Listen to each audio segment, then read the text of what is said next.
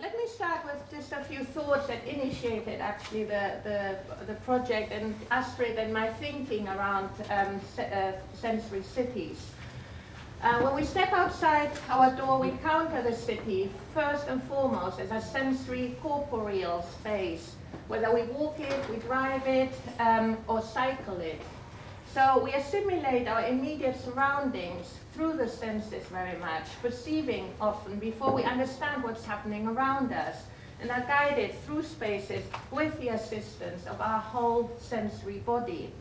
So a nauseating stench alerts us of the rubbish bins in the corner, bodies brush this morning against us and carry us through the rush hour, as Rebecca pointed out, sensory overload in London, but also a nasty character shouting at you.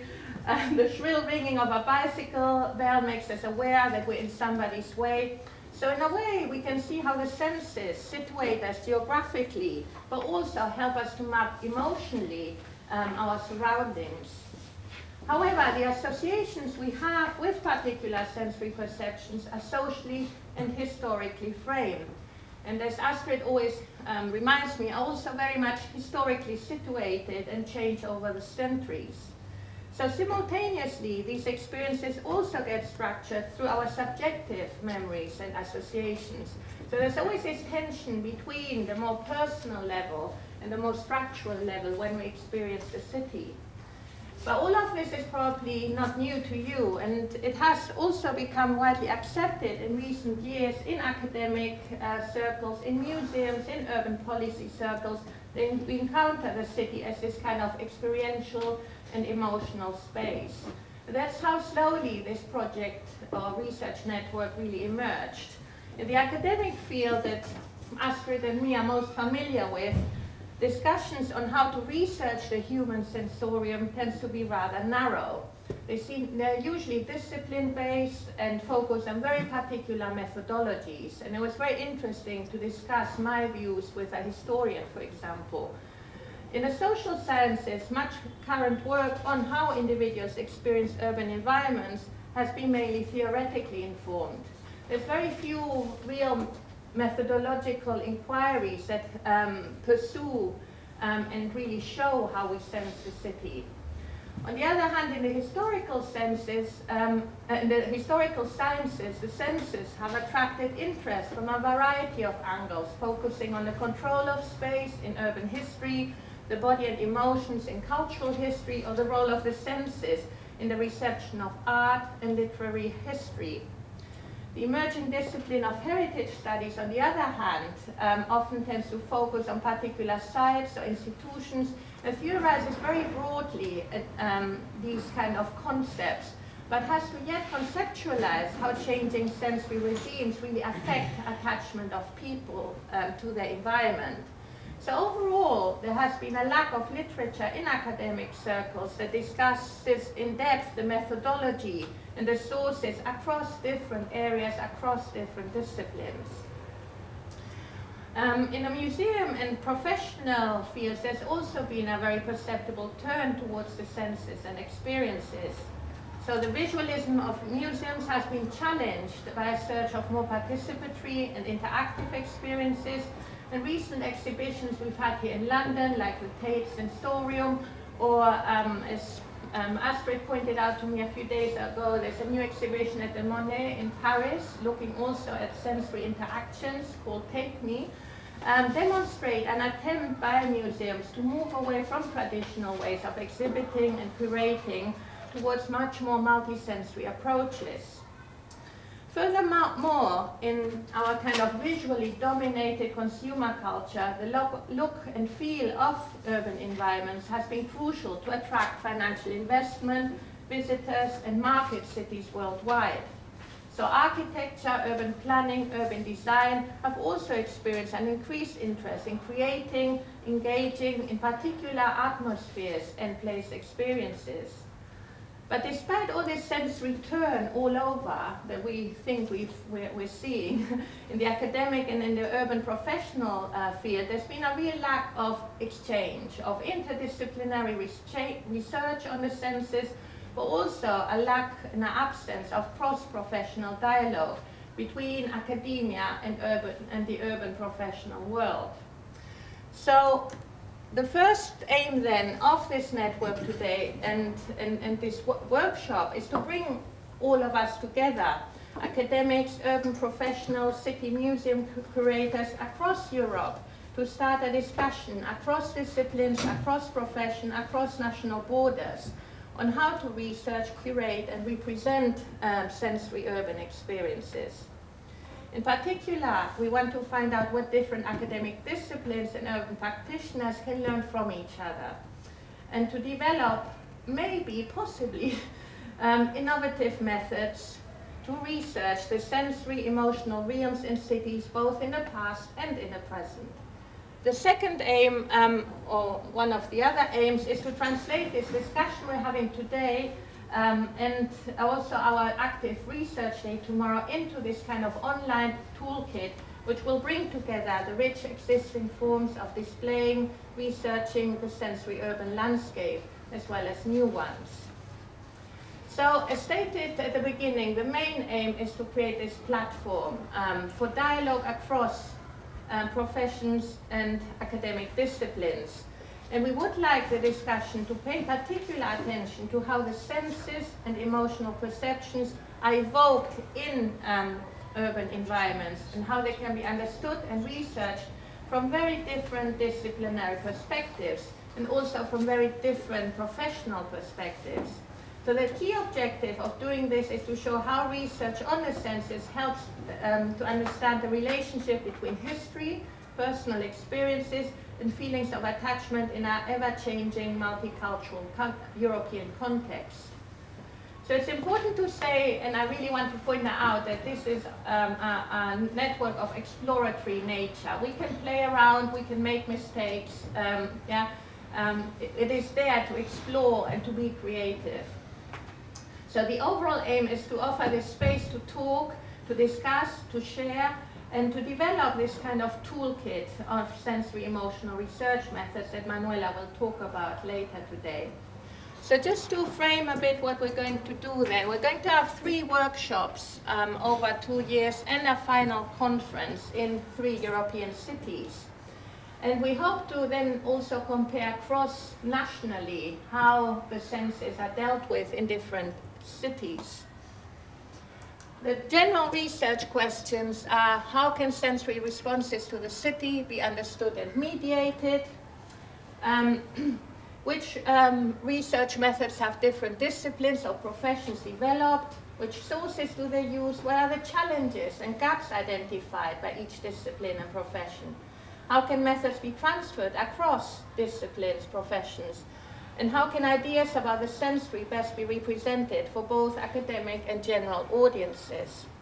And to answer these questions, apart from having a discussion, we're going to also have a small pilot study for a few hours in each city on a very particular street. And we focus on 3 streets across Europe: Whitechapel Road, Eichelstein in Cologne, and La Calle Hospital in Barcelona, which have very shared common characteristics. They're all in historic city centers. They have been or are being regenerated. They have a mix of local, migrant, and tourist population. And, they have socially very, very similar features.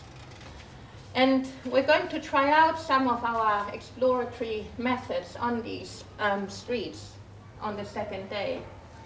And then the toolkit, which all this will feed into, will provide hopefully a resource and a pilot case study for each city that illustrates some of the sensory methods in different countries, and also might bring up questions like, can we use the same methods in each city, or do we need to think about different contexts and therefore develop different methods?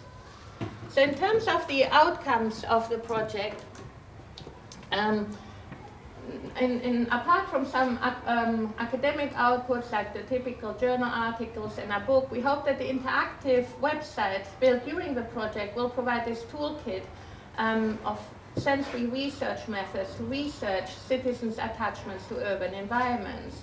And we expect that this toolkit will help urban policymakers and local governments across Europe to gather qualitative data about what environmental features really matter in terms of being markers for place attachment, but also emotional well-being for a very diverse citizenry.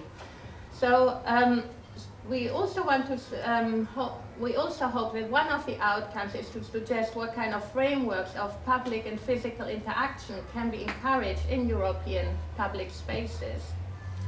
Also, museums are constantly looking for new ways of making exhibitions more interactive and experientially relevant. So hopefully the resources and information gathered from the research network on the interactive website and edited book collection will offer, again, valuable resources for museums to tap into. But now over to Astrid to share with you some of the issues that are at stake when we deal with the census. To take over, I just wanted to very briefly give you a summary and some thoughts on the first meeting that we had with the steering group in September, and where everybody wrote a short piece on the questions they are interested in, the main problems they see, the methods they use, and what they would like to develop through the network and in the field more generally. And sort of going last night sort of through the different ways of how people described their own methods. In many ways, these are all the classic methods used across the humanities and the social sciences, as well as a few newer digital methods like big data analytics, and a number of creative ways that are not only used in order to translate findings for an audience, but also in order to understand the process of making sense of the census through creative writing, through an exhibition, and through then discussing and verbalizing the experience of these creative outputs. So when trying to bring a little bit of order into the rather long list of methods, there are different ways one could categorize them. One could divide them into observational in the ethnographic sense, participatory observation, walk-alongs, interactive, a variety of small-scale, large-scale interviews, qualitative or quantitative, as well as the creative outputs. Another way of categorizing them would be into historical and contemporary, and related to that in some ways the humanities, social sciences, or the arts. One could also divide them up into digital methods or analog ones, as well as into analytical, embodied, or creative. But I think here the lines already become much more blurred, because in anything that's embodied, there also is an analytical part, and in anything that's analytical, there is the creative part of translation. So while people probably in some ways would privilege one of these methods of analysis, I think it might be more fruitful to think about how they work in conjunction. And finally, and I think that's probably the distinction that where Rebecca's and my training as historians came out, was to categorize them into finding sources and creating sources. So do we analyze what is out there, or do we actively go out to create new sources, new output that we can then analyze? But in part, when trying to, sorry, I'm so used to going over to the computer in the lecture room.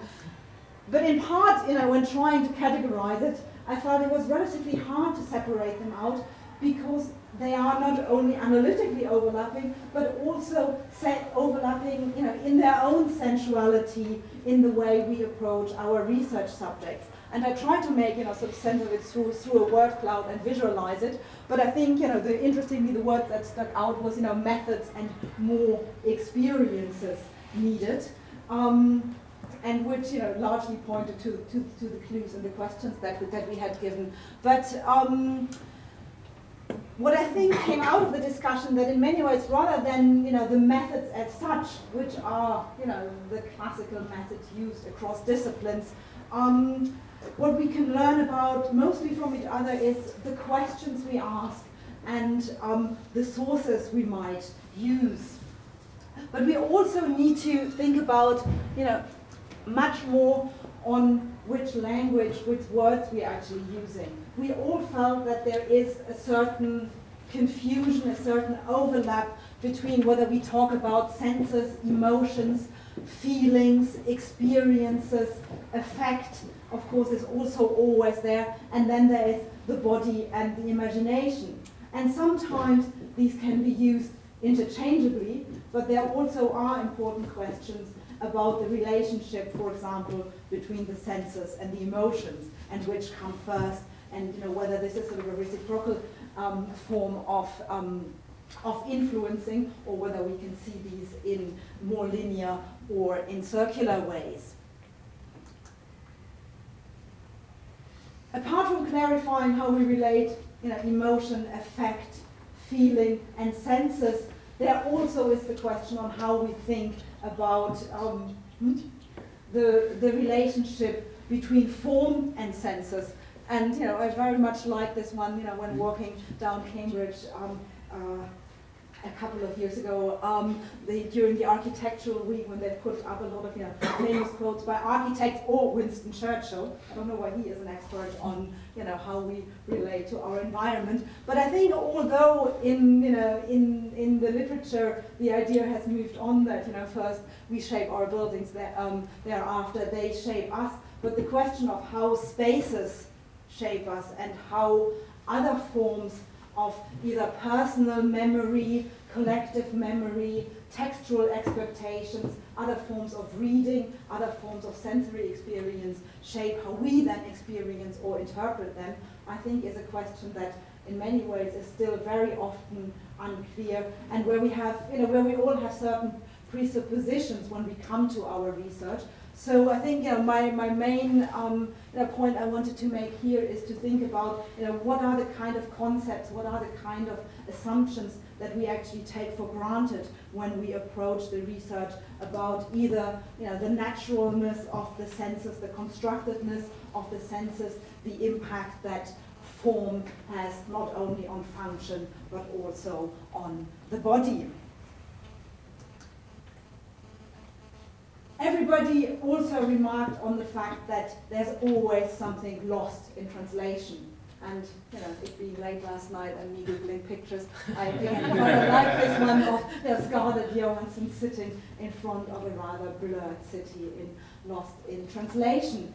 And I think it's a common topic that everybody remarks on how much we cannot capture the senses purely through visual means, purely through textual means, and of course that it is impossible to relive the sensory experience of the past as much as we might want to try to create an immersive experience in sites and in museums. So the question here perhaps might be what actually can be gained in translation. How can we reflect on the process of translating something from one sensory regime to another one, and what can also be gained by making this process readable for an audience? How can we do an exhibition, for example, that informs about the sensory regime of the past, that is immersive, but that at the same time creates that critical distance